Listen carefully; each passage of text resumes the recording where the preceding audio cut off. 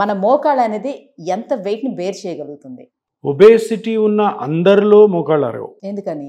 Obesity ఉన్నంత మట్టుకు తప్పకుండా గుజ్జు అరిగి మోకాలు నొప్పి రావాలన్న కారణం ఎందుకు లేదంటే ఆ ఒబేసిటీ తగ్గట్టుగా వాళ్ళ మోకాళ్ళు ఫ్రేమ్ అయింటాయి. ఓకే. సో న్యాచురల్గానే వాళ్ళు చిన్నప్పటి నుంచి ఒబీజ్ ఉంటారు. సో అదేవిధంగా మోకాళ్ళు స్ట్రెంగ్తన్ అవుతూ ఉంటాయి అన్నమాట. అందరికీ అరగవు, కొంతమందికి అరగవచ్చు. అంటే ఒబేసిటీ ఉన్న వాళ్ళలో అరిగే ఛాన్సెస్ ఎక్కువ ఉండొచ్చు, కానీ తప్పకుండా 100% అందరు ఒబీజ్ ఉన్న వాళ్ళలో మోకాళ్ళు అరుగుతాయంటే తప్పది. ఎందుకంటే మనం చూడండి, కొంతమంది 120 కేజీలు 110 కేజీలు ఉన్న వాళ్ళకి వేరే నొప్పులు ఏమైనా రావచ్చు, మోకాళ్ళు ఫస్ట్ క్లాస్ ఉంటుంది. సో దానికి కారణం చెప్పలేము అనమాట. అలాగే సన్నగున్న వాళ్ళందరిలో కూడా మోకాళ్ళు అరవని ఉండదు. సన్నగున్న వాళ్ళు చాలా మందికి 40-45 మోకాళ్ళు అరిగిపోయింటాయి.